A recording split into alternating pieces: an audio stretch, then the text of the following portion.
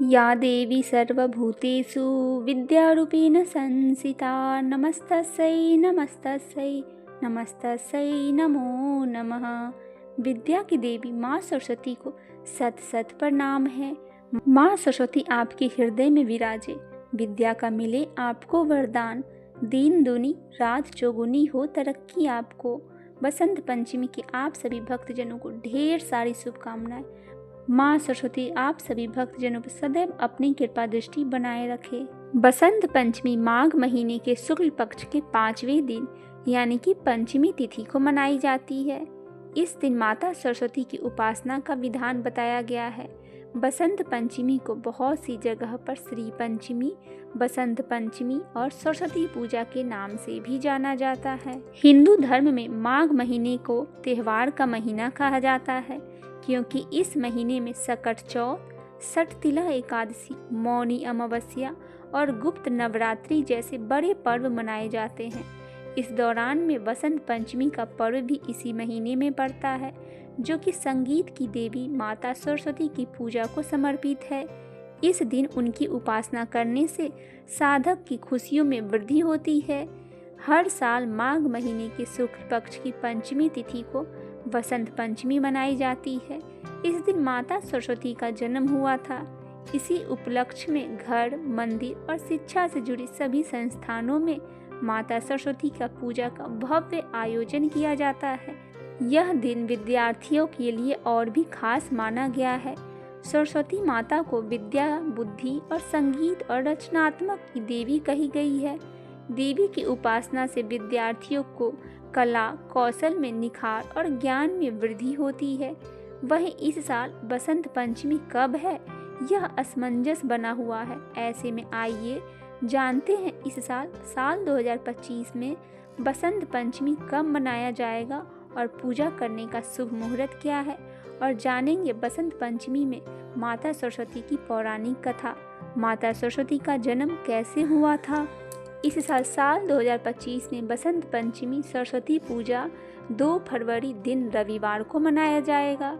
हमारे ग्रंथों में बसंत पंचमी के दिन को बहुत ही महत्वपूर्ण माना जाता है। इस दिन माता सरस्वती का प्रादुर्भाव हुआ था, इसीलिए यह दिन माँ सरस्वती को समर्पित है। बुद्धि की प्राप्ति के लिए, ज्ञान की प्राप्ति के लिए, संगीत के क्षेत्र में, कला के क्षेत्र में उन्नति के लिए लोग माँ सरस्वती की पूजा करते हैं। अब आइए जानते हैं इस साल बसंत पंचमी कब मनाया जाएगा और बसंत पंचमी के पूजा करने का शुभ मुहूर्त क्या है। बसंत पंचमी की तिथि की शुरुआत 2 फरवरी को सुबह 9:14 पर शुरू हो जाएगा और तिथि का समापन 3 फरवरी सुबह 6:52 पर होगा। बसंत पंचमी पर माता सरस्वती का पूजा का शुभ मुहूर्त है 2 फरवरी को सुबह 7:09 से लेकर दोपहर 12:35 तक रहेगा। इस दिन पूजा के लिए आपको सिर्फ 5 घंटे और 26 मिनट का समय मिलेगा।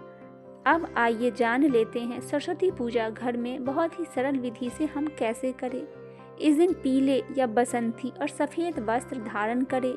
काले या लाल वस्त्र आपको धारण नहीं करना चाहिए। इसके बाद पूरब या उत्तर की दिशा की तरफ मुख करके पूजा की शुरुआत करें। सूर्योदय के बाद 2.5 घंटे या सूर्यास्त के बाद 2.5 घंटा का प्रयोग इस पूजन के लिए करें।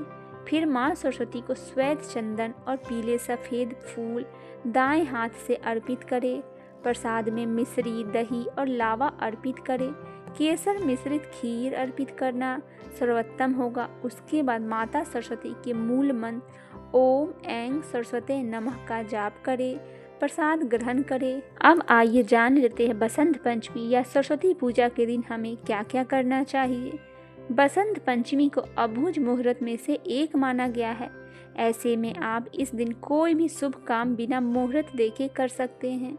इस दिन कई ऐसे भी काम की जानी चाहिए जिसे आपको माँ सरस्वती का आशीर्वाद प्राप्त हो सके। कहा जाता है कि माँ सरस्वती हमारे हथेलियों में वास करती है।